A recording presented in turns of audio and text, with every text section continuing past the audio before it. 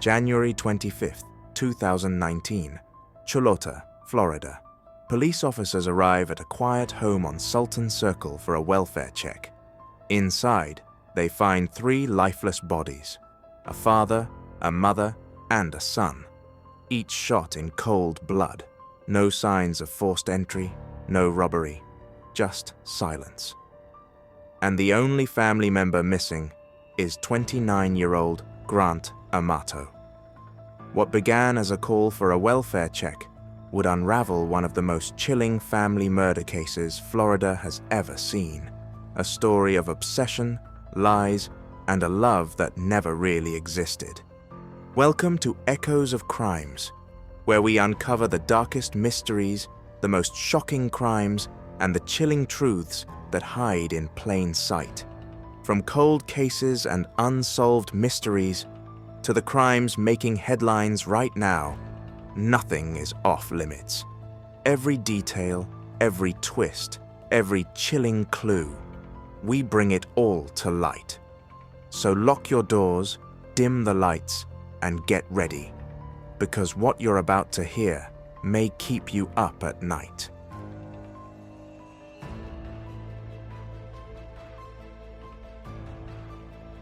Behind every true crime story, there's a human tragedy. But few are as haunting as this one. A son who fell in love with a woman he never met, a family who tried to save him, and the devastating moment when love turned to obsession, and obsession turned to murder. To understand what happened inside the Amato household, we need to go back, before the murders, before the obsession, to a time when everything still seemed normal. The Amato family was well known in their quiet Florida community. Chad and Margaret Amato had built a stable, loving home. Chad worked as a pharmacist. Margaret was a devoted nurse. They had 2 sons, Cody and Grant. Both were bright, ambitious, and close to their parents.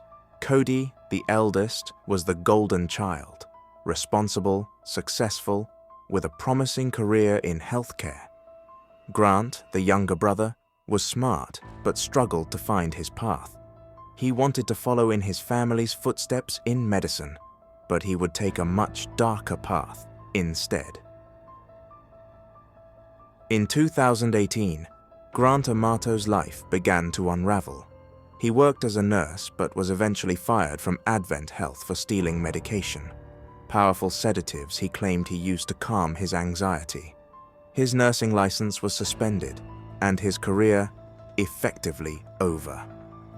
Depressed, jobless, and living at home again, Grant withdrew into the internet, spending hours gaming, streaming, and chatting online.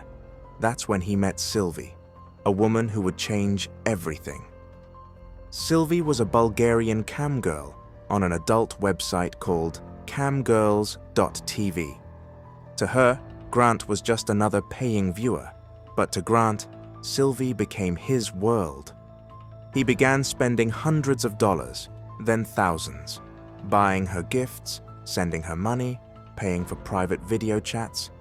He believed they had a connection, that she loved him, the way he loved her. Over a few months, Grant drained his savings, then his brother's savings, then his parents' accounts. In total, over $200,000 spent on a woman who didn't even know his real name. When his parents discovered the truth, they were horrified. They confronted Grant, begging him to stop. Chad and Margaret even kicked him out temporarily, hoping he'd seek help. But Grant refused to admit there was a problem. Cody, who deeply cared for his brother, stepped in to mediate. He paid some of Grant's debts and offered to help him start over.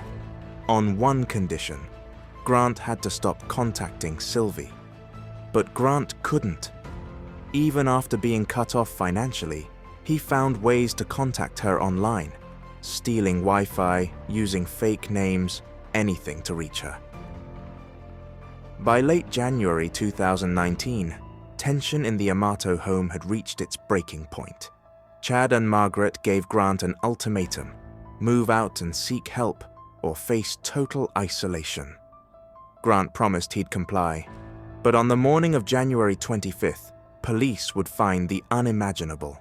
Chad, Margaret, and Cody, all dead, each shot once in the head. No signs of forced entry, no struggle. Only Grant was missing. Investigators found his car parked at a local hotel. Inside his room, his phone, laptop, and a note. Not of remorse, but self-pity. He told detectives he didn't remember what happened, that maybe his family had killed themselves. But the evidence told another story. Detectives quickly pieced together the truth. Gun residue was found on Grant's hands. Surveillance cameras captured him leaving the home around the time of the murders, and digital forensics revealed something chilling. Even after the murders, he tried to log in to Sylvie's website. During interrogation, Grant showed no emotion. He denied everything, calm, polite, emotionless. When detectives asked him if he thought Sylvie was worth all this, he just stared blankly. In 2020, Grant Amato stood trial for 3 counts of first-degree murder. The prosecution argued that he killed his family after they cut him off financially, to continue his online fantasy with Sylvie. The defense claimed Grant was emotionally unstable, even delusional, but the jury didn't buy it. After just 8 hours of deliberation, they found him guilty on all counts. He was sentenced to life in prison without parole. Grant Amato's story is one of tragedy, not only for the 3 lives lost, but for the warning it carries about loneliness, obsession, and the illusions of love in a digital world. 3 innocent lives destroyed by a fantasy that was never real, and a son who chose a virtual love over the family that truly loved him. In memory of Chad, Margaret, and Cody Amato. If you or someone you know is struggling with addiction or online obsession, seek help. You are not alone. Thank you for watching this true crime documentary. If you found this story important, don't forget to like, comment, and subscribe for more real-life crime investigations. And remember, sometimes the darkest stories come from the most ordinary homes.